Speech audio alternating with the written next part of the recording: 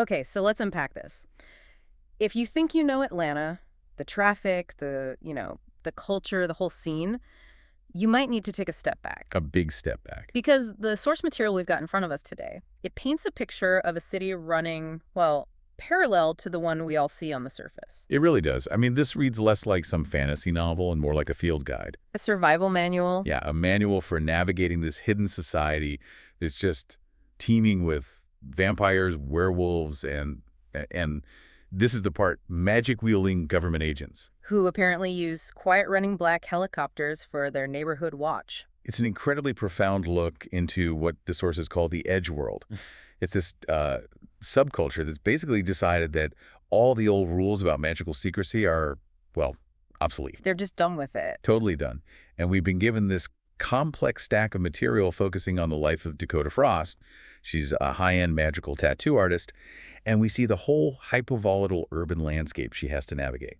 It's this fascinating glimpse into a world where magic isn't just real, it's a licensed, regulated profession. But it's still subject to, brutal crime and ancient supernatural politics. It's a real mix. So our mission for this deep dive, it feels pretty straightforward, but also kind of urgent. We need to understand the geography, the very specific social hierarchy, and the magical practices of this edge world. And crucially, we have to connect the dots. Connect the dots between this terrifying serial killer who is targeting people with magical tattoos and the central role of Dakota, this skin dancer, who finds herself right in the middle of it all. And what's so important for you to realize is that this world isn't really hidden in the shadows. It operates just beneath the surface, right next to the mundane world. So she's constantly having to bridge that gap. Constantly. A gap between her art, her business, and just outright survival. She's dealing with APD homicide and the Federal Department of Extraordinary Investigations, the DEI. Well, at the same time, she's relying on the, let's say, conditional protection of vampire royalty. And the shifting loyalties of work impacts. It's a real balancing act. So let's start where the magic is most visible, with Dakota Frost herself. The material calls her a walking advertisement for her craft. What does that actually look like? Why is that kind of visibility both necessary and, well, a huge risk? Well, her appearance is everything. It's her shield, it's her brand, it's her entire professional statement. If you saw her on the street, the first thing you'd notice is her hair. The unruly death hawk. The unmistakable, unruly death hawk, yeah. It's this feathered stripe of black, purple, and white. It's just a very aggressive statement of nonconformity. She's rejecting that whole low-key, blend-in look that so many other magical practitioners go for. But the hair is just the start. Her real resume is her skin. Exactly. The work that covers her body. These aren't just, decorative tattoos. No, they're functional. They're like high-level magical circuitry. That's the perfect way to put it. The sources describe them as incredibly vivid. You've got tribal vines, flowers, these intricate jewels. And the most prominent piece is the black tail of a dragon. Right. It curls up her neck and then loops around a yin-yang symbol on her midriff. Yeah, and the colors are so sharp, the detail is so fine that people from the mundane world, they often think it's body paint. Or that she must have gotten it done somewhere else, like outside the U.S. where the magical licensing isn't as strict. Right. But the detail isn't just for looks. It's concealing the power. Woven into all those beautiful designs are actual working charms and magical runes. So is there visible evidence of the magic? Can you actually see it working? It's subtle, but yes, absolutely. If you were close enough and she moved just right, you could see this slow, almost imperceptible movement of a familiar within the dragon tail design. Wow. And the fact that the colors are so bright that they seem to shift when she moves, that's a direct result of the energy she's storing. This is the core principle that makes her the best magical tattooist in the Southeast. And she operates out of the Rogue Unicorn in Little Five Points, Atlanta. The very heart of it all. Which brings us to the actual magical practice here. Skin dancing. It sounds incredibly physical, like a form of energy cultivation or something. It is. Skin dancing is this highly specialized, very conscious ability to store and dispense mana. That's raw magical energy. And she uses her skin and muscles as the medium. The body becomes both the battery and the conduit. Her skin, which is covered in these magically inscribed tattoos, acts as the transformer. It's all integrated. So it's not just that the tattoo holds the spell. The practitioner has to actively work to power it. Precisely. The visual proof of true skin dancing, and this is where the source's description of magic as beauty incarnate comes in, is when Dakota flexes or stretches your skin. And the tattoos react. They respond. Butterflies in the design might suddenly flap their wings, little gems might flash with captured light, the dragon tail could shift its position across her body. It shows an active mana flow. It proves the ink is alive, that it's functional. So her muscles are generating the energy and the ink is just guiding it. It requires intense physical control, constant practice, which has to be the main reason she's compelled to do almost all of this incredibly intricate work on herself. That seems like a monumental task, but the risk of letting someone else ink you must be just overwhelming. It is. It's rooted in centuries of mistrust. I mean, historically, magical inkers were fiercely competitive, often paranoid. Right. The sources mention rivals deliberately jinxing a competitor's work. And a jinx could mean anything from medical backlash or a chronic mana bleed to, outright death. So if another inker applies a faulty rune, it could literally kill you, or at least leave you fatally vulnerable. Absolutely. So for a top-tier practitioner like Dakota, self-inking is, as the source says, practically required. It guarantees the integrity of the charm. The integrity, the safety, and the unique alignment of the charm with her own magical signature. She takes such extreme precautions. She won't even ink an unknown design on a client without vetting it first. Through a specialist, like a graphomancer. Right. And even then, as we'll see later, she often tests it on herself first. That self-reliance, it solidifies her reputation. It makes her work uniquely powerful, highly sought after. And dangerously visible. Exactly. And that visibility is amplified by the fact that this whole operation is basically regulated commerce. Her shop, the Rogue Unicorn, is right at the center of the Edgeworld's economic hub. Little 5 points, or LFP. The sources call it the true heart of Atlanta for this community. It's a cultural vortex. It's where the Edgeworld subculture openly rejects that traditional need for secrecy. They're pushing back. They are. And the Rogue Unicorn is right there, one of only 2 shops in LFP that's legally licensed to ink magic. Okay, this detail, the legal licensing, this is where it all moves beyond typical urban fantasy and into something else entirely. It's a unique urban reality, and her clientele reflects that. You've got your barflies, you've got cops, you've even got clean-cut young Republicans looking for their first tattoo. It's not a back alley conspiracy. It's a regulated industry. And this is maybe the most profound systemic detail for you, the listener, to grasp. The sources explicitly confirm that magical tattooing is legally licensed in Georgia, California, and New York. Which suggests a formal, state-regulated system for managing these powerful, abstract forces. It implies taxes, liability insurance, licensing exams. Public registries of magical practitioners, maybe? Could be. So if magic is licensed and regulated, the state has to be treating mana as a quantifiable, maybe even a taxable force. What does that imply about the DEI and the government's overall knowledge? It implies deep, deep penetration into the magical community. Licensing brings it all into the light, which is good for business, but it fundamentally turns the practitioner into a visible target. If you're licensed in Georgia, the state knows you have power. And where the state is concerned, so are the feds, hence the Department of Extraordinary Investigations. They view magical law-breaking not just as a local felony, but as a federal crime. A federal crime involving a regulated substance, or energy in this case. So Dakota's high visibility, which she needs for her career to succeed, has now become her single greatest liability. She's a known quantity, to regulators and to predators. Exactly. So we know Dakota is this highly visible, walking magical battery, and she's operating under the scrutiny of the state. But who else is out there, vying for control? Let's get into the power players and the geography that defines their turf. Okay, so if Little 5 Points is the rebellious, magical heart of the city, then the center of regulatory power is City Hall East. The old Sears building on Ponce de Leon. That's the one. It's described as this vast, decaying brick fortress. A crumbling tomb, really. Yep. It's slated for this massive redevelopment as part of the new Beltline project, but for now, It's a lonely government outpost. housing both APD homicide and the federal DEI. That image is just so evocative. Government agencies coordinating supernatural policing from inside a dying, historic building. It suggests this sort of temporary, messy control over something ancient. And that contrast is key to the entire Edgeworld. While the regulators are operating in this decaying grandeur, the truly hidden elements of the community are down in the real underground. Not the tourist trap underground Atlanta. No. Edgeworlders refer to this vast series of ancient tunnels beneath the city, Some locals say they were covered over during the Civil War. Maybe they were Confederate runoff tunnels or old train lines, But the structures Dakota encounters are described as far older, far more primal. which suggests something predating known human history in the area. Maybe structures that channel deep indigenous magic. These have to be the zones where people like Wolf, the Workin, hide out. Precisely.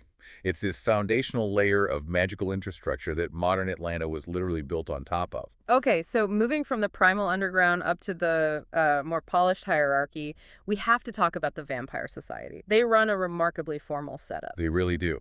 The vampire consulate of Little 5 Points, operating out of a deconsecrated church. Again, that mingling of the sacred and the profane in the architecture, it's a running theme. Who's in charge there? At the local level, you have Savannah Winters. She's the queen of LFP. And she's significant not just because she's Dakota's ex-girlfriend. Right. She's also a rare day walker, and she actively minimizes her blood consumption. That position is a key political statement. She represents an attempt at integration, at coexisting peacefully. It makes her protection very valuable. And above her. Lord de Lancaster, the Lord of Georgia. Right, and the sources detail this formal protection racket. It's basically a diplomatic contract. Dakota has to submit a blood sample, go through a ceremony to get a formal ban of protection. It's a high-stakes binding agreement. It's more than just a visa. It's a non-aggression pact, backed by the highest vampire authority in the entire state. So if Dakota, a human and a high-value asset, gets into trouble in a recognized territory, She doesn't just call the cops. She triggers a diplomatic incident that involves the Lord of Georgia himself. which puts massive risk on the vampire hierarchy if they fail to protect her. It's all about knowledge and application of political power, not just physical strength. That's how you survive. Now, shifting to the other side of that supernatural coin, the Workin Society seems to have this fascinating duality. Its primal nature, but also immense wealth. That's a great way to put it. They congregate at a place called the Warehouse. It's a home for Wirrekin werewolves, Dags were cats who can't easily pass in human society. But despite the rough-sounding name, it's not some rundown shelter. Far from it. The Warehouse is the definition of luxury. It's described as having a carnival of light and sound, and Dakota is explicitly told to count the Rolexes. That one detail is so crucial for you, the listener. It just flips the standard narrative of the struggling supernatural creature. Why are they so wealthy? Their economic base suggests they have significant control over certain industries, maybe black markets. Their ability to acquire and flaunt that kind of luxury, living in a lap of it, implies they're either excellent smugglers, or they run legitimate high-cash businesses, or maybe they control valuable real estate. And that wealth must profoundly influence their relationship with the outside world. Of course. They can afford the best lawyers, they can afford to bribe people, and they can afford the specialized magical services that Dakota provides. They also have their own established hierarchy. We meet the massive Bear King who leads the foundlings. And Lord Buckhead, a high-ranking Stag, who, in one of those perfectly strange Edgeworld details, models for a local sculptor. And then there's the Marquis, a prissy, unkempt werewolf tattooist. Which shows the diversity of their professional lives, right? But they all exert significant control over their pack, including the foundlings like the young Tiger, Cinnamon. They represent this huge block of supernatural wealth and power. But they still operate under a primal structure.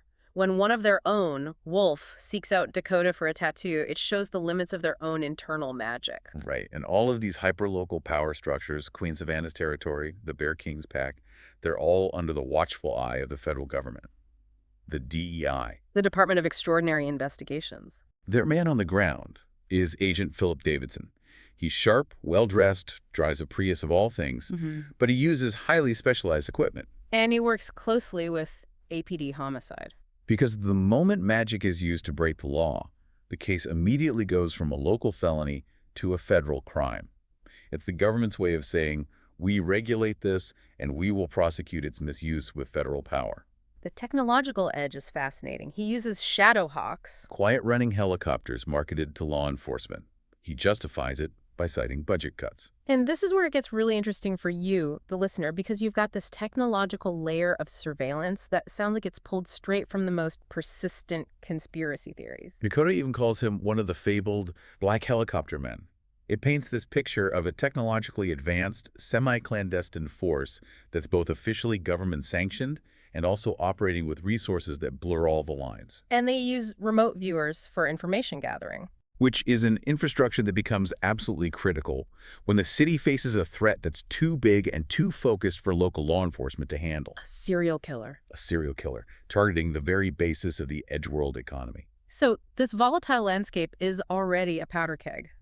But it's the arrival of the serial killer, the archmage, that drags Dakota directly into the official investigation. Yeah, she's pulled into City Hall East by Andre Rand. He's her father's best friend in homicide. And she's not there as a suspect. She's there as the only expert who can interpret the evidence. And evidence itself is just gruesome. It's horrific. She's consulting on this item from homicide, and it's a ripped piece of human skin. It's been carefully pinned to a stained wood board like a canvas or a seat cushion. Like a trophy. A trophy, exactly.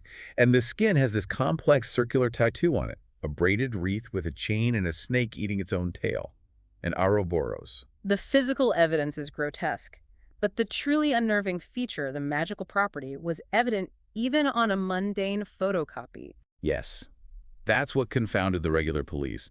The initial photocopy showed a dynamic element. The snake's head was moving. It was in perceptibly different positions relative to the chain belt in sequential photos that were taken just moments apart. That is impossible for non-magical ink. It proves the tattoo is still active. Still shifting its magic even after being brutally separated from the body. And Dakota sees it immediately. She just says, this is magical. It's a magical mark. It's proof that this killer isn't just destroying their victims, they're harvesting functional magical components. And that's when the feds reveal the full scope of the threat. They escalate the personal risk for her immediately. Agent Davidson from the DEI, he reports that this serial killer has been active for 5 years. A dozen victims across multiple states, the last one was in Birmingham. And the common denominator is always the brutal removal of magical tattoos. The timing is consistent too. Almost always on or near the full moon. And the victim corresponding to this specific piece of skin, the moving one, was believed to be a were-a-cat. So the Archmage is specifically targeting the supernatural community. Which leads to the most chilling realization for Dakota. She realizes the skin might have been taken while the wearer was still alive. And the sources confirm this is part of a methodical collection. The Archmage commissioned a specific box covered in scraps of tattooed skin. This isn't just a killer with a fetish. It's a collector. His hobby of eliminating magical competition has turned into a profitable side business of harvested magical parts. Which raises an important question for you to understand. Why? Why would the killer need to take the skin? And potentially while the victim was still alive, why not just neutralize the magic on the body? Well, if the magic is just tied to the ink, you could just collect it. But if you need living tissue, that implies a process. Exactly. The method strongly suggests the magic is tied not just to the pigment or the design, but intrinsically to the canvas itself. To the cellular and muscular structure of the skin that Dakota uses for skin dancing. And the need for live removal or removal immediately after death implies it's an extraction, not a simple collection. The Archmage has to be transferring or preserving the life force, the mana, for the magic to remain functional. It's the only way the tattoo could still be moving after it was cut off.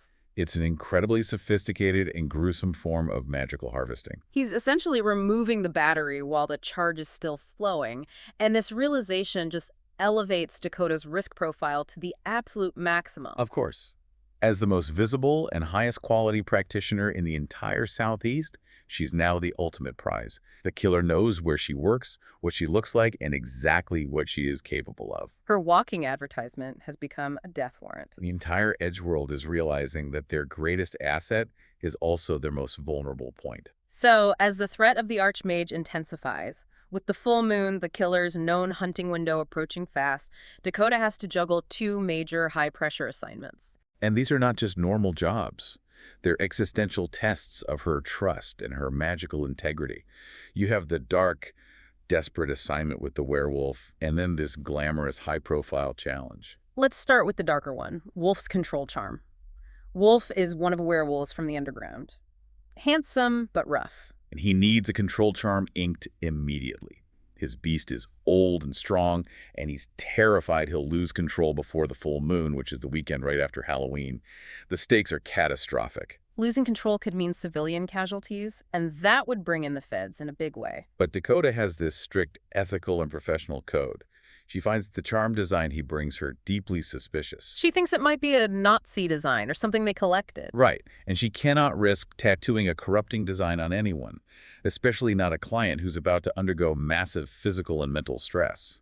It's a minefield. Refusing a desperate werewolf right before the full moon is physically dangerous. Wolf is powerful. Very. But inking a potentially lethal or corrupting design is worse.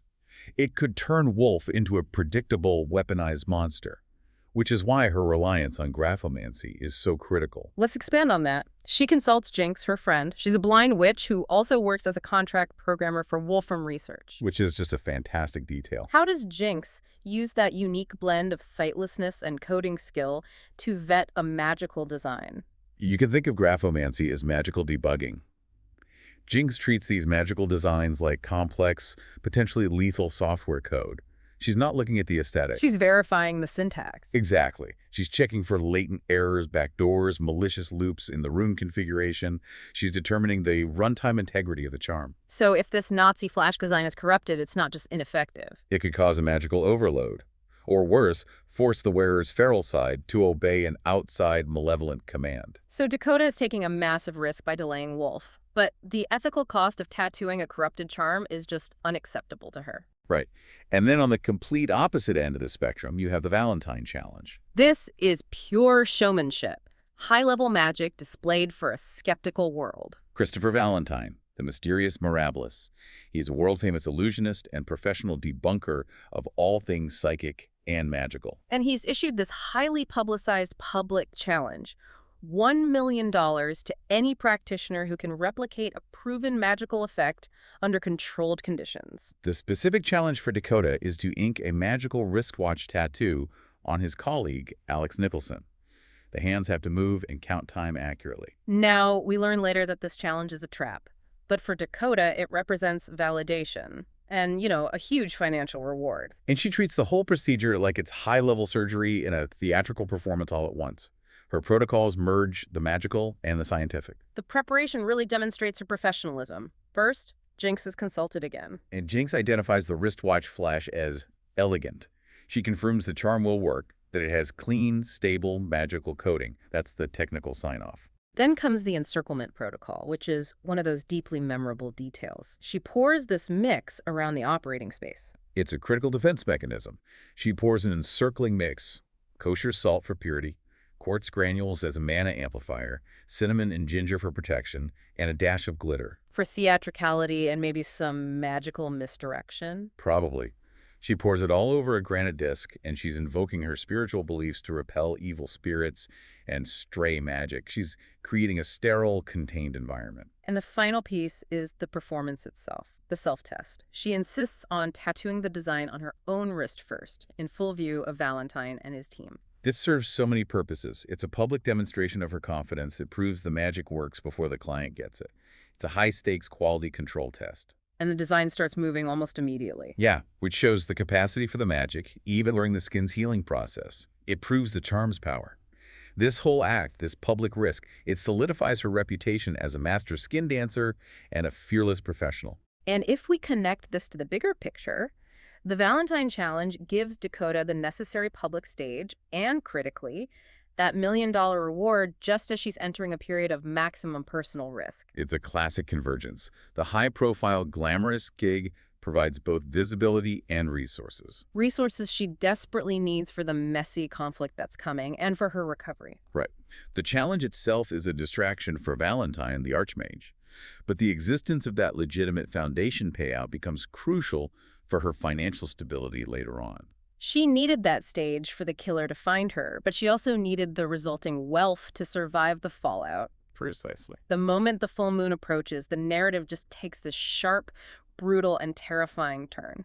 The killer's proxy is activated and Dakota is violently attacked. It makes her vulnerable right before the final confrontation. The escalation starts with Spleen, her contact and friend who is helping her investigate. He's savagely attacked by a werewolf outside the storyteller statue in Buckhead. And he dies, whispering a last, crucial message to Dakota. It's likely related to Wolf or the Archmage's animal proxy. It confirms the killer's operational phase is now active. At the same time, Dakota herself is targeted by Transomnia, a high-ranking vampire from the Oakdale clan. And this wasn't a lethal ambush. It was a calculated, professional, and vicious beating designed to cripple her without actually killing her, He was explicitly testing the limits of Queen Savannah's ban of protection. and punishing Dakota for her high-profile status. He focused the attack specifically on her livelihood. He targeted her hands, her head. He kicks her in the knee so severely it requires surgery, knocks out her teeth. He sticks to the letter of the ban: no killing, no permanent maiming, but the attack leaves her physically vulnerable and psychologically shaken right when she needed to be her strongest. The final confrontation happens at the Masquerade Dance Club, a venue divided into heaven, purgatory, and hell. During the formal Valentine Challenge showdown, Valentine even shows up in a wheelchair, pretending he was injured taking a bullet for Dakota earlier. A layer of false heroism. And then the reveal is just devastating. Christopher Valentine, the mysterious Mirabilis, the world-famous debunker, is exposed as the Archmage. The serial killer who commissioned the magical tattoos in the first place. His whole public career was a decades-long hobby of eliminating magical competition.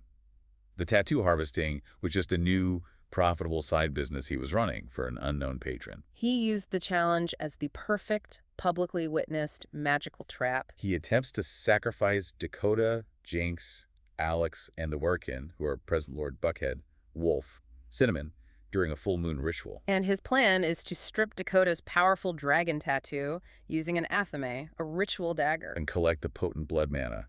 But the betrayal that cuts the deepest is about Wolf. Wolf, who so desperately sought her help to control his transformation. He's revealed to be forced to work as the Archmage's animal. He appears in his massive wolf form, blood-stained muzzle, terrifying golden eyes, and he's used to subdue Buckhead's pack. That control charm he wanted. It was probably meant to be his magical leash under the Archmage's command.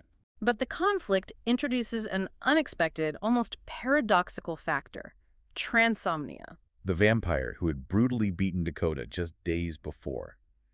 He provides this necessary betrayal and, in a way, redemption. He reveals he was just playing his cards carefully. He was meticulously adhering to Savannah's protection ban. Which, crucially, prohibited killing or maiming Dakota.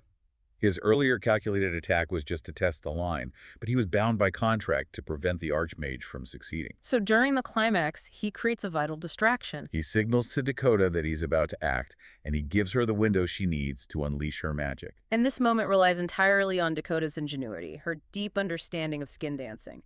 She realizes she can turn the pitch Transomnia had covered her in into a magical defense. This is one of the most brilliant magical insights in the entire source stack. Transomnia covered her in pitch earlier to slow her down and interfere with her mana projection. And the Archmage's magical drainage technique works by drawing power from the surface of the skin. But Dakota realizes the pitch acts as a perfect insulator, like rubber gloves blocking electricity. It blocks the external drain. So she uses the pitch as a buffer. But how does she still access her own power? Instead of projecting the mana outward, like skin dancers usually do, she consciously projects it inward. Turning her entire body into a pressurized, protected conduit. And then she uses a concentrated burst, like a focused magical explosion, to hit the Archmage. It's a rapid, on-the-fly invention of a defensive technique. It proves her control is absolute. And while Dakota unleashes her final blast, Transomnia delivers the fatal blow. Stabbing Mirabilis with pruning shears. Then he brutally kicks the Archmage's body over and over again, saying that they're even now. It's the Edgeworld system of justice. Transomnia fulfilled his contractual duty to Savannah by not letting Dakota be killed by an outside force, and then he sells his personal score immediately after. The hero is saved by the vampire who hospitalized her. Which confirms that in this world, adherence to specific, narrow contractual rules is sometimes more powerful than personal enmity or moral alignment. And the aftermath is messy. It requires a massive, highly specialized government cleanup. The DEI is called in. They deploy multiple Shadowhawks and even a dimly visible, silent black metal Zeppelin to clean up the crime scene. Which just confirms the sheer severity and supernatural scale of the incident. And Agent Davidson reveals that Mirabilis hadn't just been dabbling.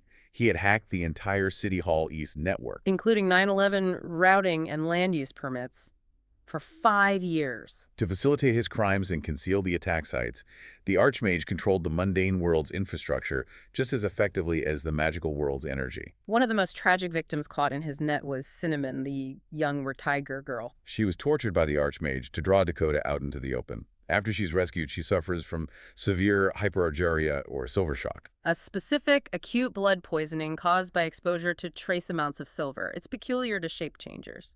And it's devastating. The trace silver triggers a systemic breakdown. The sources mentioned she needed specialized treatment, dialysis, to filter the toxins from her blood, Her trauma left her immune system compromised. forcing her to battle opportunistic infections like pneumonia and MRSA. It just shows the extreme physical toll of the Archmage's calculated cruelty. But out of that immense trauma, a lasting bond is formed. Dakota, despite her own serious injuries, she steps up. She does. She adopts Cinnamon, who takes the name Cinnamon Frost. This shift underscores Dakota's new role as a protector, a family anchor. But her own recovery isn't simple. No. While her physical recovery is successful, her hands are fine, her knee surgery works, she suffers severe psychological trauma, recurring vivid nightmares of transomnia stripping her skin, of Mirabilis's chilling, calculating gaze. The mental cost of being the most visible skin dancer is now paramount. At least there's one bright spot on the financial front. The Valentine Foundation. Yes. They're revealed to be legitimate, and shocked by Valentine's exposure as the Archmage, they agree to pay the $1 million prize. Because Alex Nicholson's magical wristwatch tattoo still works perfectly. The Archmage failed to corrupt the challenge, and the Foundation's payout validates Dakota's skill. It provides the capital she needs to stabilize her life and Cinnamon's post-trauma.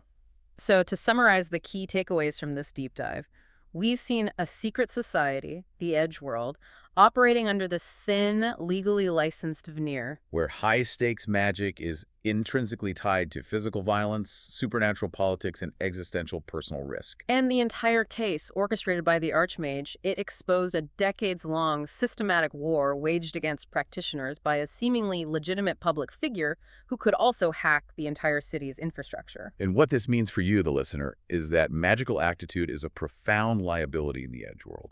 It draws the unwelcome attention of federal hunters, the DEI, and organized criminal collectors, like the Archmage's patron. Even legitimate professional services, magical tattooing, graphomancy require this deep, personal knowledge of criminal methodology.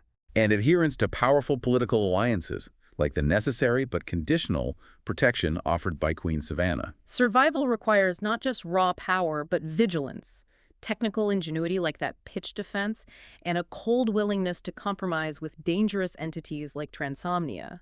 As long as they're bound by contractual rules, Dakota survived because she understood the physical rules of skin dancing better than her attacker, and because her enemy's proxy had to adhere to vampire contractual law above his own personal vengeance. It's a world built on rules, even when those rules are bloody and complicated.